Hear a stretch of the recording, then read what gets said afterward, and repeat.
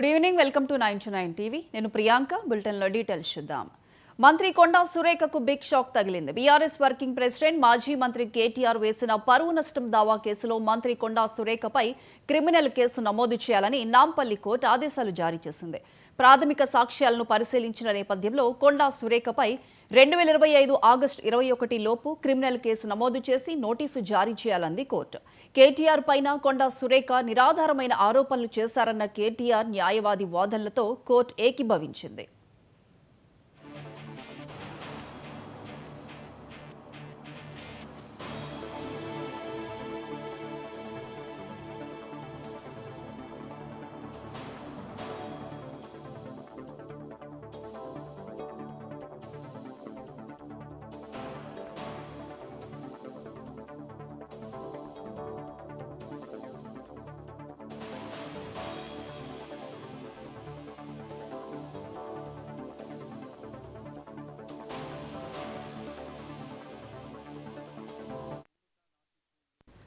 మంత్రి కొండా సురేఖకు big shock తగిలింది. BRS working president మాజీ మంత్రి కేటీఆర్ వేసిన పరువు నష్టం దావా కేసులో మంత్రి కొండా సురేఖపై క్రిమినల్ కేసు నమోదు చేయాలని నాంపల్లి కోర్టు ఆదేశాలు జారీ చేసింది.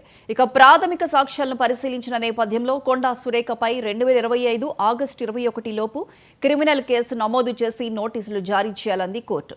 కేటీఆర్ పైన కొండా సురేఖ నిరాధారమైన ఆరోపణలు చేస్తారన్న కేటీఆర్ న్యాయవాది వాదనలతో కోర్టు ఏకీభవించింది.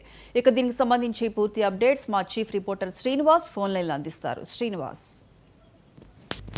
హలో హలో హలో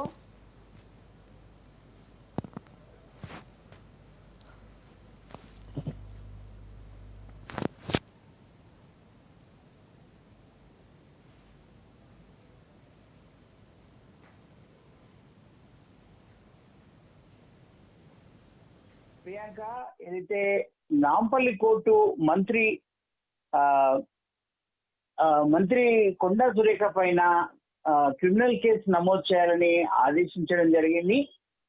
మాజీ మంత్రి బీఆర్ఎస్ వర్కింగ్ ప్రెసిడెంట్ కేటీఆర్ పైన చేసిన వ్యాఖ్యలు నిరాధారమైన వ్యాఖ్యలుగా ఆయన పరువు నష్టం దావా వేయడం జరిగింది. కేటీఆర్ తరపు న్యాయవాదుల వాదనతో కోర్టు ఏకీభవించడం జరిగింది.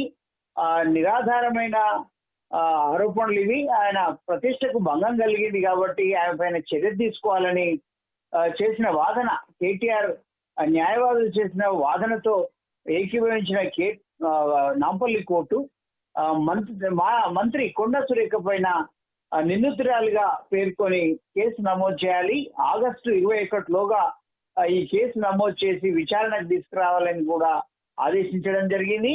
ఈ డ్రగ్ కేసు విషయంలో, అలాగే ఏదైతే సమంత విడాకుల విషయంలో సమంతతో అక్కినేని ఎవరైతే నటుడు ఉన్నారో నాగార్జున కొడుకుతో జరిగిన వివాహంలో ఏర్పడ్డ ఇబ్బందుల కారణంగా, సమస్యల కారణంగా జరిగిన విడాకుల విషయాన్ని కూడా ఈమె నిరాధారంగా ఆ విషయంలో కేటీఆర్ బాధితులుగా ఆరోపించడం జరిగిందని కూడా కేటీఆర్ న్యాయవాదులు కోర్టులో వాదించడం జరిగింది. ఇవన్నీ కూడా నిరాధారమైనవి, ఆయన ప్రతిష్టకు భంగం కలిగేలా మంత్రి కొండా సురేఖ మాట్లాడడం జరిగింది కాబట్టి తగిన చర్యలు తీసుకోవాలని కేటీఆర్ న్యాయవాదులు వాదించడం జరిగింది.